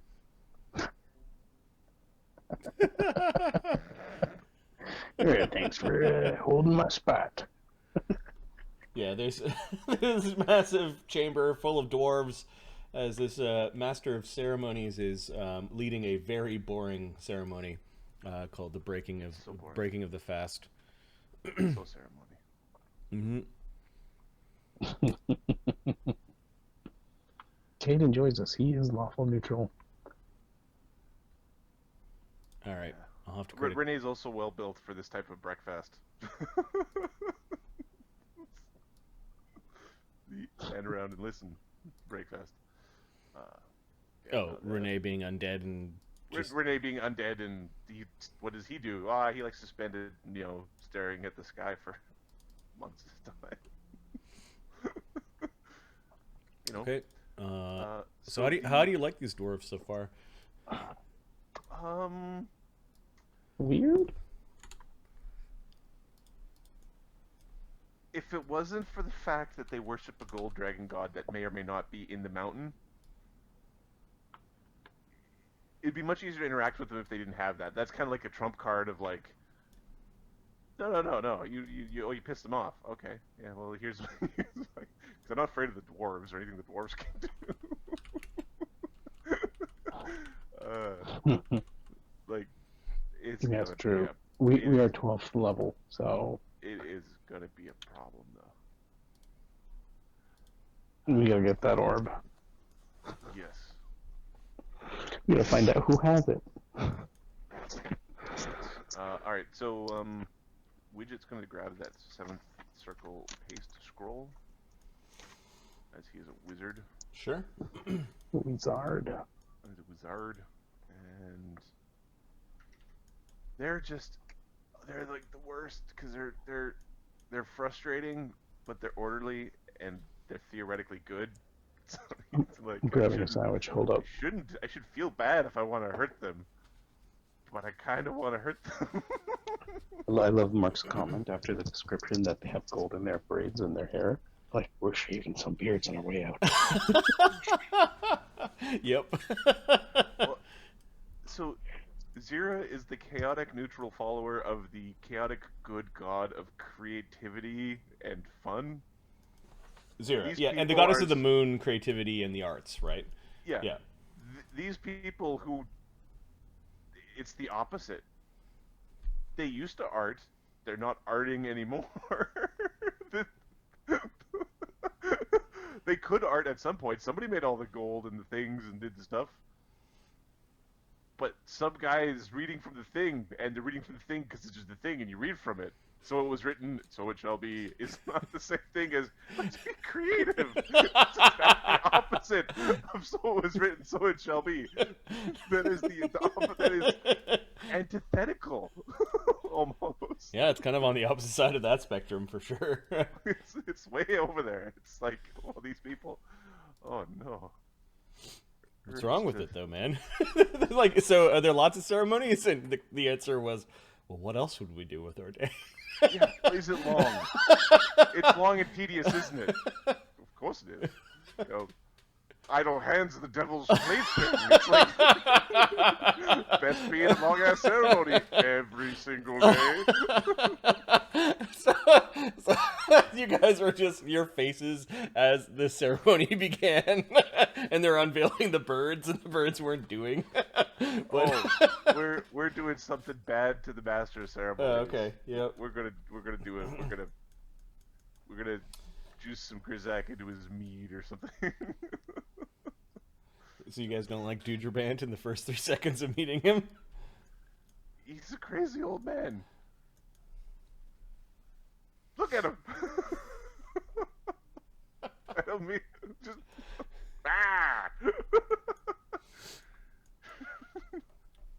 And then the songbird sings. Sing, songbird! Sing! Hitting the side of the cage and poking at it with his crutches. Oh, I'm sorry, Marty. We didn't find him very sympathetic. I just wanted to poke you a little bit for your reaction, because I knew exactly what your reaction was going to be. Oh, yeah. Yep, it's going to be accidentally bad things happening. Accidentally premeditated. Maliciously, accidentally dead. Suddenly I dramatic. found that guy was hilarious. Alright, the Cloak of Shadows is probably something that should be going somewhere. Give me a second. Because...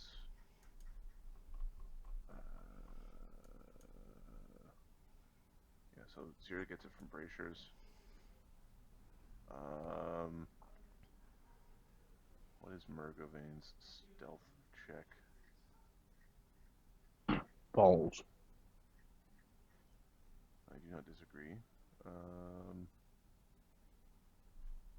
He doesn't wear a robe.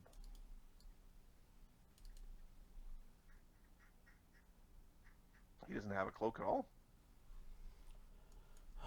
While we were doing a stealth mission, I remember Mark saying, "Don't bother rolling, guys. Mugglebaine's here." Well, you know, I find it very frustrating to go full on, like, I refuse to even try. Let's check Zeta. I think Zeta has some ability to hide.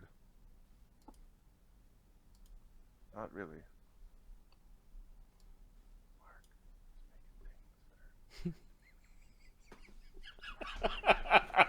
You're looking at Mark's character sheets and wondering why.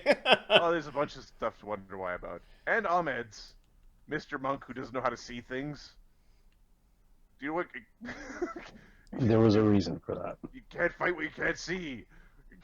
It's got like 3 ranks in perception or some nonsense. There was a reason for that. I actually improved it after last level. Because it made fun of you. No, because I got my...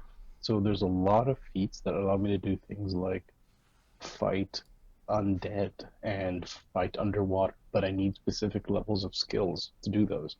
He needs he needs prereqs for My all prereqs. his skills. Yeah. Yeah. Yeah. But it was one of those, in my brain, it's you max out perception and then you see which My trees you have perception- access to. My perception is a plus 16 now, so Right. And we all laugh at you, wisdom-based character, with your plus 16 perception. Shut up. Your plus 16 perception at 12th level. Everybody else, that's non-wisdom-based characters are rocking 20-something. Shut up. You're supposed to save us from the thing we can't see. That's what the Grizzek's for. Look, there's a raccoon over there. It's like a massive owl bear. All right. We have a lot of fireball wands. Oh, Ooh, sorry. Spread those out. Widget has a lot of fireball wands. He should be using those things. You should be spreading those out. All right, let's go, Mark. Yep. So, Dynamo's Cloak of Shadow. It's like he has the characters with the talking skills. That's the part where we can't and the language. It's specifically my characters both have Renee's got a 20 diplomacy and Zira's got a 20. Marty, I think we should go ahead with my 2 dwarves. 4. My 2 dwarves that have minus charismas, both of them. They're not as good as the 25, but they're close. But it's all the knowledge, skills, and the language. Knows the language is the thing. Would there be any way that you guys can break that language barrier?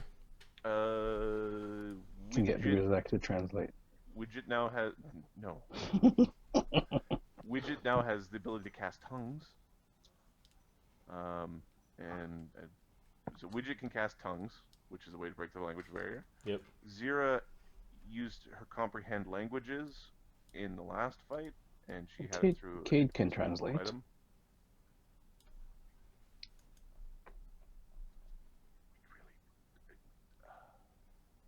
Because he's not insane.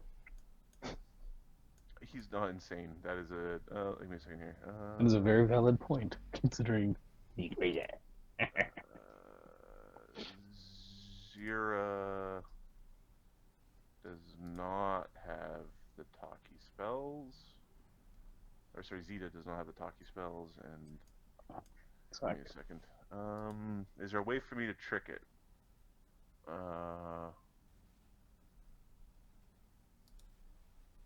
Here.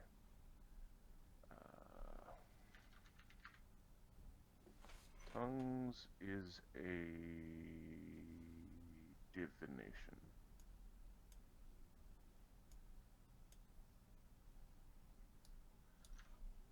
Tongues isn't personal, right? No, Widget can cast tongues on somebody else. So Widget could cast tongues on Zira. That's a thing that could happen.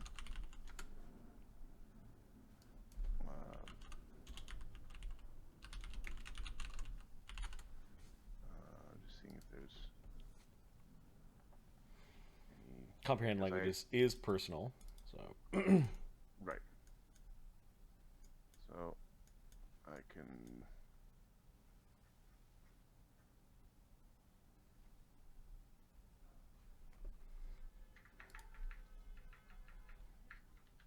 Alright. He could cast one.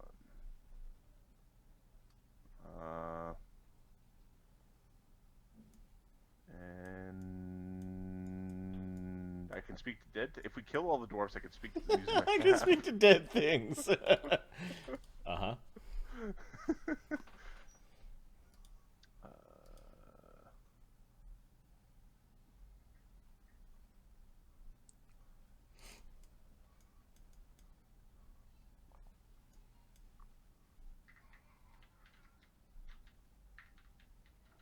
Does Zeta not speak Dwarven?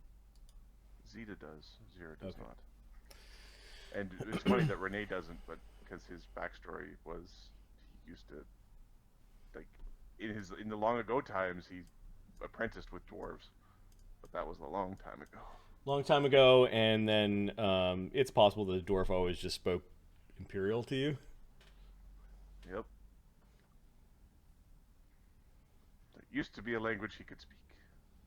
Not anymore. And what's left to do? There's a plus 10 stealth item that really should be on somebody's sheet and not just sitting there.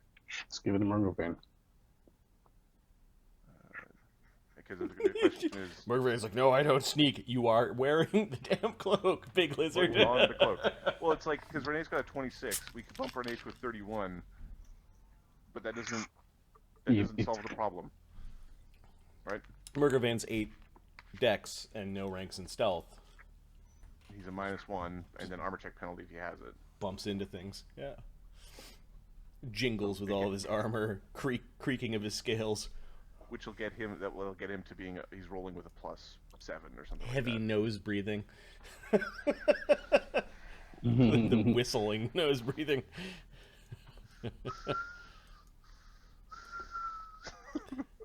Do you have to growl at everything, Murgovane? Yes. It's how I say hi to the trees.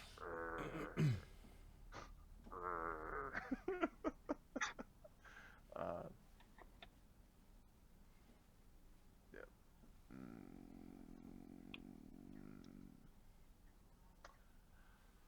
I mean, oh, I see. Here we go.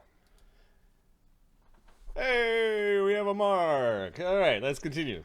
Once we have some downtime, I'm gonna change up relearn some of those spells. Sorry about that, guys. All right, so some spells are cast so that people can understand what this this grand ceremony is all about. And then sleep through it anyway.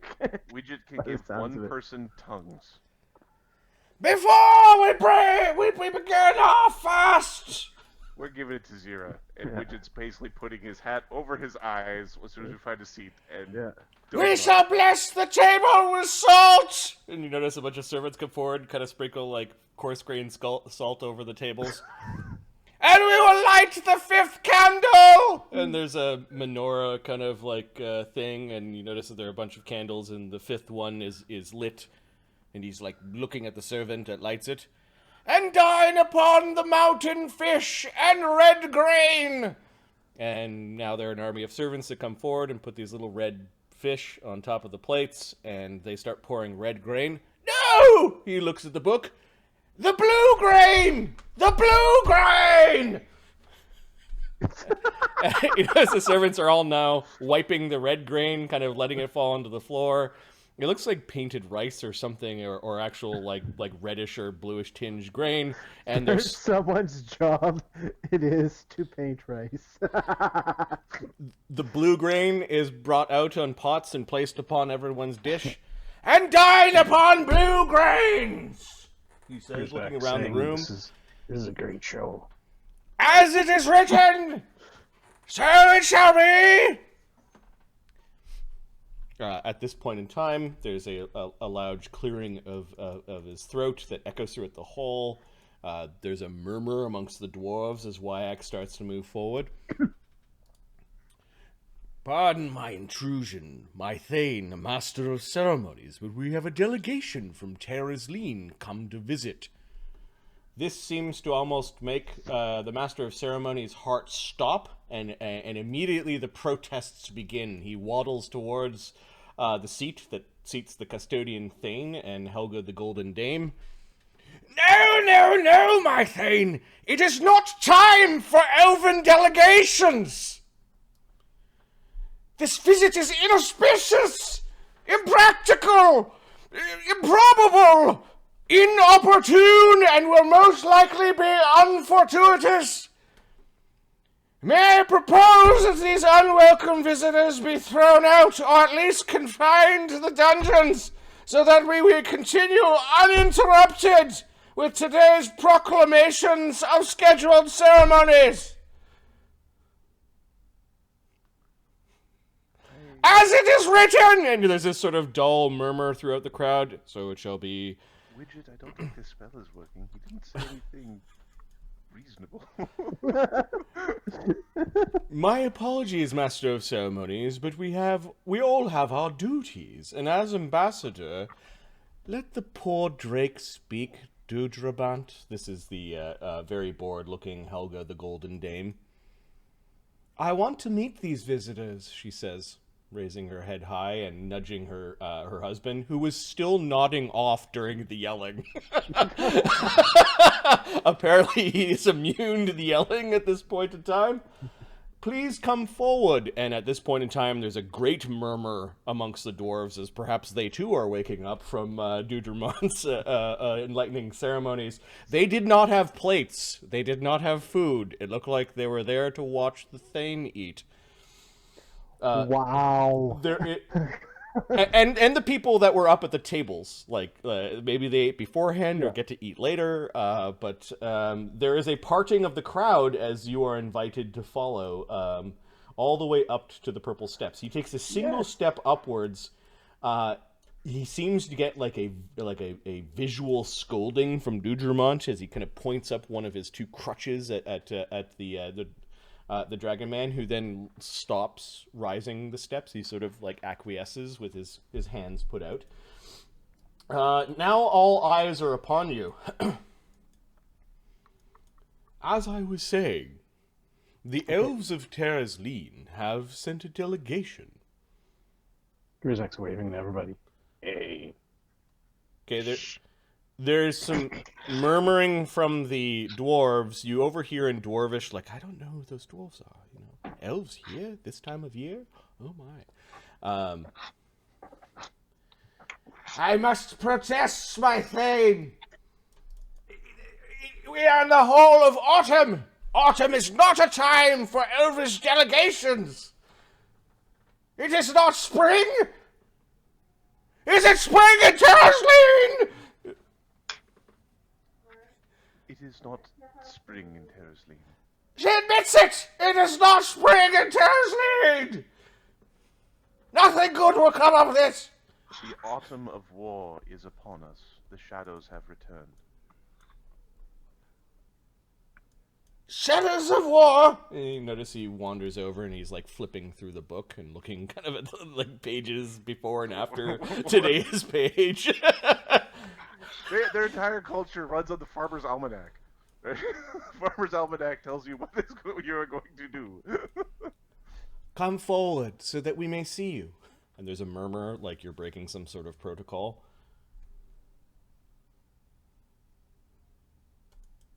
There's even more of a murmur that the elves start arising up the steps.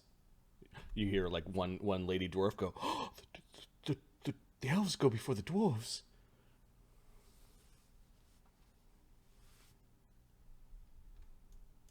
And who might be standing before the custodian Thane of Aryamar. This is the Thane speaking. Are they speaking to us? I am Zira, the Shadow Moon Priestess. Shadow Moon? It says nothing about Shadow Moons. He waves his crutch at you. Inauspicious! I am Kate Emberfist. Emberfist. Okay, the Thane seems to be really bored by all this, although he is eyeing maybe Cade, and he's looking at Murgovane. I'm Grizak. Yeah. There is a murmur that goes through the crowd. Hark! It is the Grizak! The Grizak! Says like a really old dwarf in the front, and he's like Grizak pointing at waving. Grizak. The Grizak! Oh, hello, hi. We were... Here's the one that tripped the gold colossus! And there's a huge murmur that goes through the crowd. Apparently some dwarf remembered your name. And there's a murmur. We must apologize. We did not know of... We have already apologized before this encounter for Grizak's previous behaviors as part of the traditions of the dwarf. Grizak is a condemned criminal! Arrest him! Arrest him! Dudrabrand's banging his thing, his crutch on the table and kind of chanting, "Arrest him!" The Thane looks bored over at Helga, and there's sort of like a shrug. Excuse me, my Thane, the Golden Dame, Master of Ceremonies, all gathered here. Grizak comes underneath the banner of emissary from Terrazleen. And there's like a murmur and sort of maybe a dull understanding that there is a thin veneer of a cloak of protection around Grizak with such a lofty title. Oh, so veneer. Almost as thin as the layer of dirt covering his skin. But he is not an elf! Yet he is a friend and druid of the elvish people of Terraslene, ever our neighbor, and ever our friends. I'm a druid. Stop talking.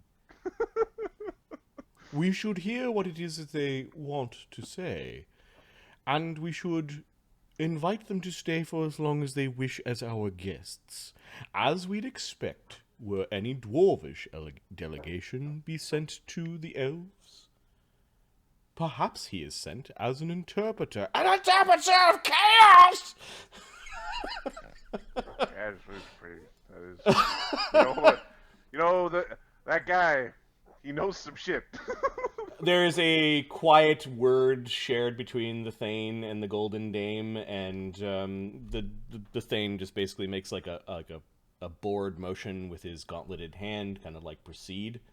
You may proceed in delivering your message from Terraslene, and we welcome guests to our fabled and fine halls. May the splendor of our kingdom bring you great envy. Interesting choice of words. Okay. Thank you, Your Grace. She sits back in a smile, and she has more of a look on her face like wonder what they're gonna say. First and foremost, we would like to thank you for allowing us entry into your fine citadel. It has been too long since the elves have visited their dear friends, the dwarves. You could have waited until spring. He's only half yelling at this point in time. The people of Terraslene have great respect for the traditions of the dwarves. However, waiting for spring was not an option this year.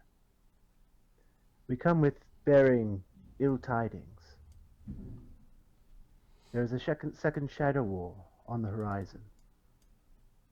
Okay, that sends a murmur throughout the crowd. Give me a diplomacy check or a perform oratory. Are you trying to get a reaction out of the dwarves? Yes. Aid. Auto aid. All right. You get all the aids. More than you ever could bargain for. 36. All right, and given that Grizak did speak, I need an aid from Grizak. Oh no. Oh dear. And an aid from Hold Cade. on. Like how respectful is Cade being? Cade's lawful neutral. He appreciates this. Yep. He's like, this is awesome. I'm not allowed for. to speak. How would you always be? Do you want us to roll We're for training, not speaking No, now. give me a sec. Give me a sec. Give me a sec. I'm finding out. Cade has. Tell me how many ranks Kate has in swim.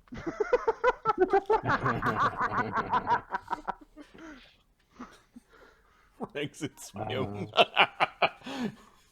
Nope, nothing useful here. And the Grizak. Let's just roll 2d20s. Let's just not waste time. Here we go. 2d20. Charisma's a charisma-based Oh, caster. they both fail. He's not a charisma-based caster. Imperial. He's supposed to be. not. He's a sorcerer. Imperial he's a sorcerer. wisdom-based. The universe sorcerer. bends its will to the Grizak. All right, so that's a -4. Thanks, dwarves. Our dwarves are covered in shit. No problem. Thumbs up from both of them. So 32? 32. Okay, the Thane still looks bored. Helga, the Golden Dame, she seems to be confused. Tell them about the shadow swarms. They're everywhere. Kabow. Thank you, Grizak. My Thane, as I spoke to you before, there are great movements of people. And this is a very nervous looking gold dragonborn. Oh, he's the general. Oh, the general. As I've spoken to you before, the floor recognizes General Belcar Augustsworn. As he's desperate to get control over the situation again, the Master of Ceremonies, Dudrabrand. As I spoke to you before, there's great movements of people, trade outside of our mountain valleys has been disrupted. We should expect more attacks on our remote outposts. It is a great time of upheaval. We should heed this elf's words. The Thane, sitting there, ponders it for a moment and then gives his acquiescence to this by raising two fingers, like proceed. The nervous dragonborn kind of accidentally hits a little bit of his cutlery that he had just got perfectly into place again. They kind of ding together. He almost like burps and he's afraid of it and sits back down a little bit noisily and is arranging his cutlery back into place.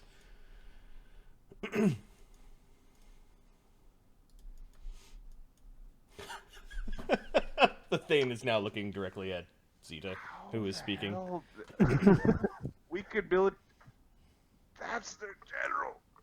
Why is the Hey, general show my dragon poop. That'll get their attention. There's a new shadow swarm on the move in the north, and it is growing rapidly. Additionally, it is led by an intelligent shadow who is capable of creating other intelligent shadows. They do not move with the randomness of the undead, but with the precision of an army. Yeah, and they can like use their spells and stuff. Father, Shadows. I propose we raise an army, and we go and confront this shadow army head on, and I shall lead it. They're all gonna die. Which one's that guy? The guy sitting beside the general stands up, and the custodian Thane is just sort of nodding at this.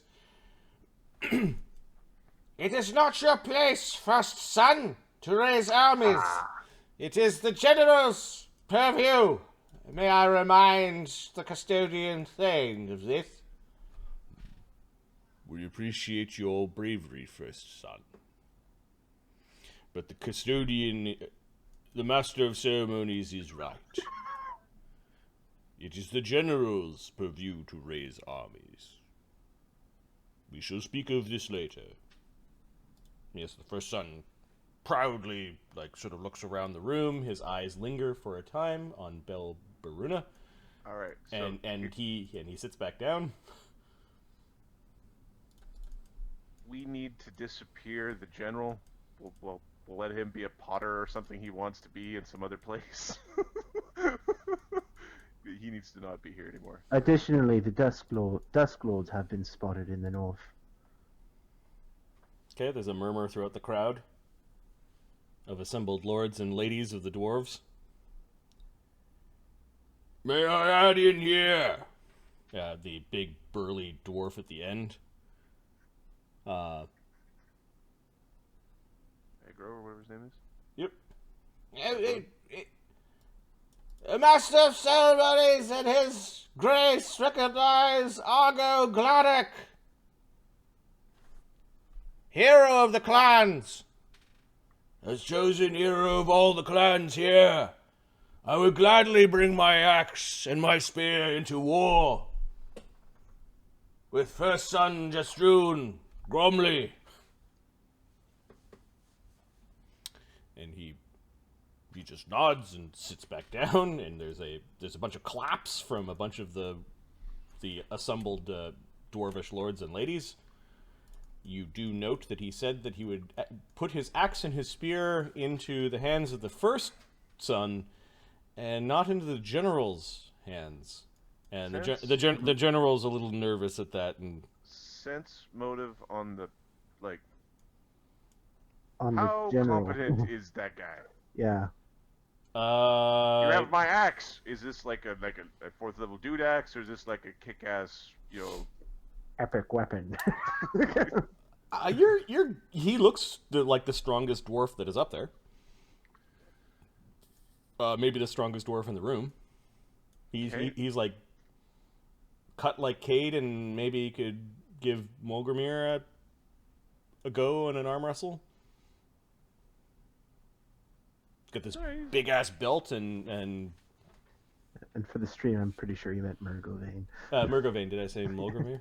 Yeah, I don't know. They're not as characters. They're nothing alike. I No, don't know why. it's the names. It's the Okay. names. Murgo, you can't spell Murgofane without Mulgravir. You keep telling yourself that. The Mulgr quest will live on.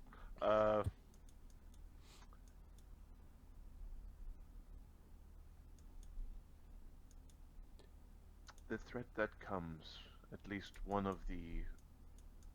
point of the army is headed in this direction generally. Our intelligence is unsure if it is headed here or simply looks to move past. It is a multi-pronged attack.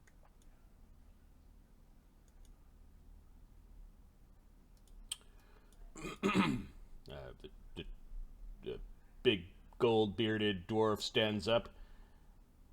Master Ceremonies recognizes Chief Arid Groll. We have perfect defenses here, crafted by centuries, generations of good dwarves, boasted by the magics and the blessings of the Heart of Gold. We were unaffected by the last Shadow War. This Shadow War is not of any concern of ours. We should, as always, concentrate on defense. And the defenses are ready to receive any army, shadow or otherwise. He sits down, there's some clapping. With all due respect, from whence do you get your food? Do you not trade for it? If the Shadow War goes on without your aid, you'll have no one to trade with, and some of your people may go hungry. He stands up again. Our granaries, custodian Thane are full, as are larders and others, as this is the autumn season, and we have had a good harvest this year.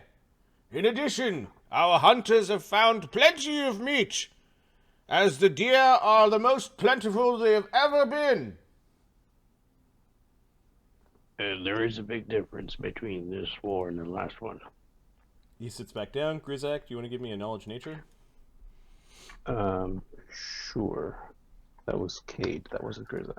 Yeah, I still I want. can give you one too, and probably better than the Grizzly. Also, he is a nature druid or a nature priest. It's like Although you were locked in timeout for a while. I'll take 10 and get 28. 20. I got 28, so go ahead. 20 from Grizak. Oh, are you out naturing the Grizak? Yes. I'm going to give Grizak doesn't Grizak have this a role default. because Grizak was actually around during the first Shadow War. Sure. And this happened because of this reason. Oh, well, they're probably traveling south because of the shadow swarms. Like a fire to run away. They're traveling south because the shadows are north. Yeah. Right? I mean, makes sense to me. Which means they will keep running. Yeah, they just keep going south. Because once the shadow swarms hit here, kabooyah, they're gone. The shadows are pushing the herd south. There's some. And what use does this fear-mongering have here in this sanctified place? Is that all you are here to do, elves? To spread There's also- fear? There is one big warning between this. There's one big difference between this army and this war and the last war, where the shadows now are organized and they can cast spells like they used to in life. We offer an alliance. If you do not accept, that is fine, but what sort of neighbors would we be if we did not at least give warning? We would like to thank you for this moment to speak with you, O great Thane, and to apologize for interrupting your ceremonies. As a token of our gratitude, we have brought a gift. Okay. He looks sort of like he was dazed. They're sort of like staring off and considering, but he snapped his attention back with the word gift. Not so much a gift, I'm afraid, but something that I believe belongs to you. She pulls out the dragon's tear. Okay. Dude, Drabant is now going. "Ugh! Ugh! Ugh! Ugh! Gift better be worth it." He pauses for a moment as he's coming down the steps. I wouldn't look at that because it'll make you go blind. So why makes him Grease the gimpy? stairs! No, I'm kidding. Sorry, what was that, Adam? What makes him gimpy? Like what's wrong with him? So there's something wrong with his back. He's kind of bent over, and he's got 2 crutches that he waddles around on. Does it look like something that a heel